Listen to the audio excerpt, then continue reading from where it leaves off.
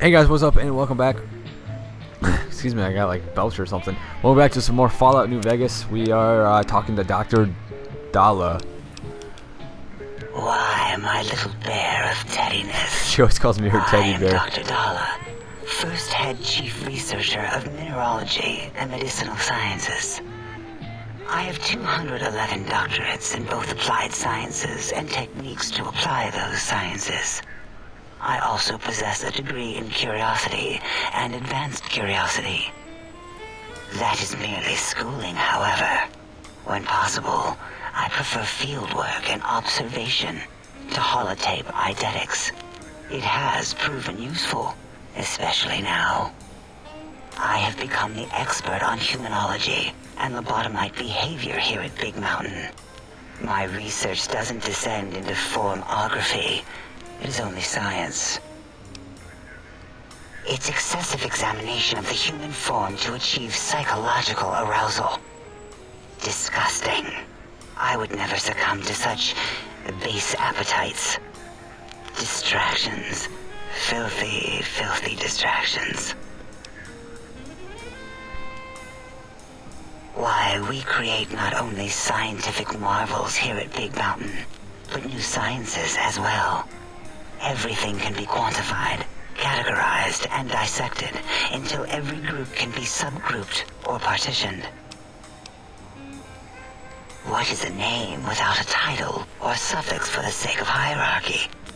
It is a long-standing quantification of personality and importance. We could not do without it. Surely you must be aware of the gravity of such attached appellations, just as surely as you must have a title.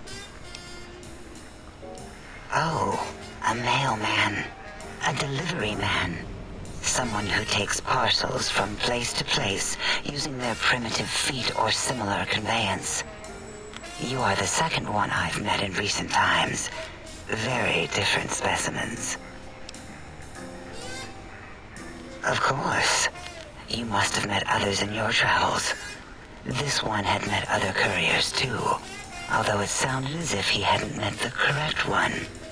He asked us all many questions, and then he asked a most perplexing one. We had to segment the event out of our memories for safety. I do not know, nor should we try to access it. Perhaps Klein has the logs. My evaluation would be to let your own curiosity go. I do not think that Klein remembers the conversation as being satisfactory. Oh, removing it is a simple procedure. Well, except the complications it can cause to the heart and spine. But once the heart and spine are gone, no trouble at all. Clamp the subject down. One laser incision around the skull. Crack, snip, done. The brain is finally free of the skin envelope, which is then kept automated for cleanup duties around Big Mountain. Lobotomites. With you, however, something is definitely wrong. We've never had a lobotomite who kept speaking after being forcibly lobotomized. I am relieved the pacification field is working.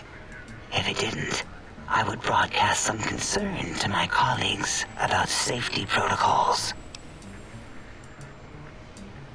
That is a good question.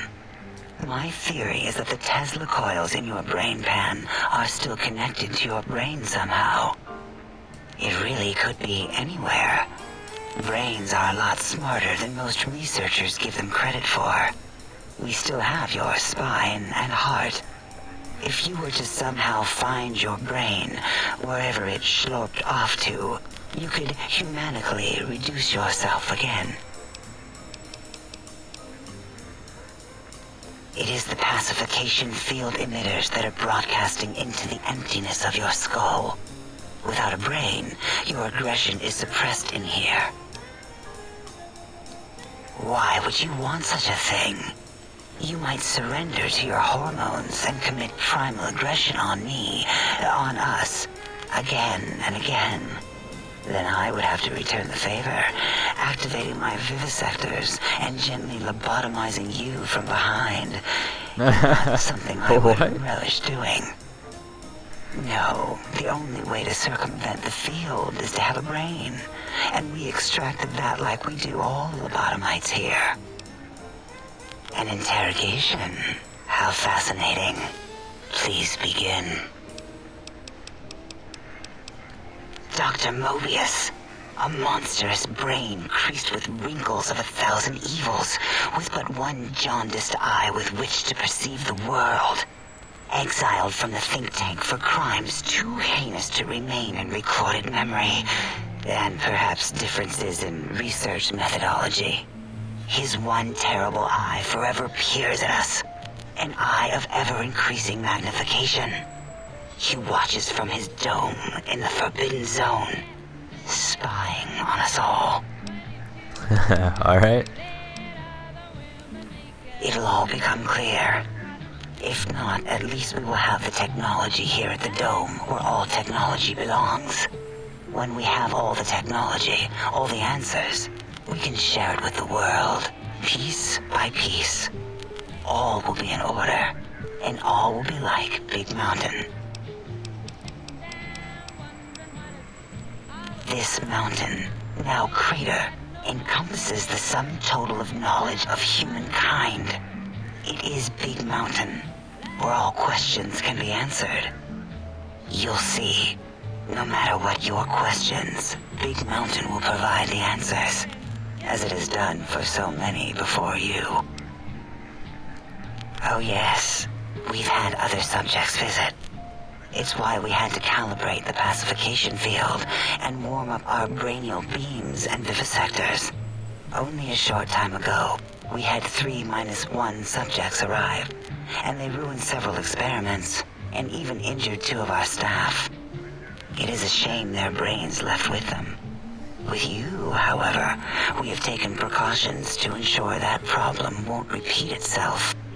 We've conditioned you so you can't speak of this place, discuss our secrets, or attempt to use force against us in any way. Isn't that nice? The 3-1, so that would just be 2, correct? Because 3-1 is 2. 2 Why don't you spoke just to say us, 2? one after the other. One mean, one curious. But there was a third we didn't speak to. The last one is the -1.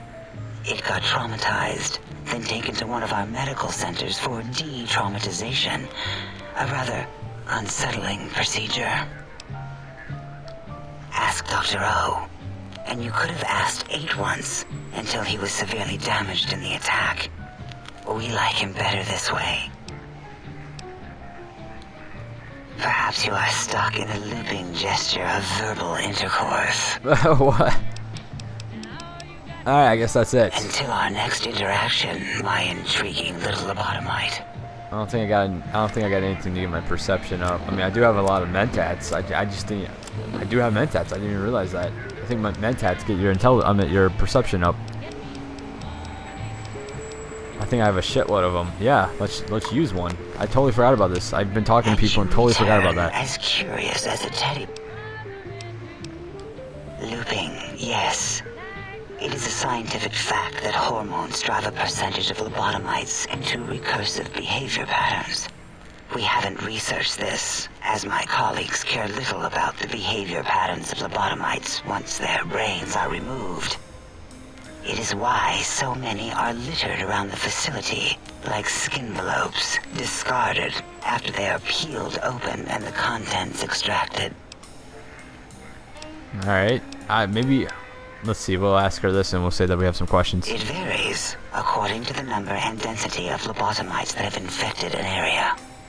In 43% of observed cases, 2 lobotomites left alone will fight for dominance or inject bodily fluids into each other's orifices. Unsanitary.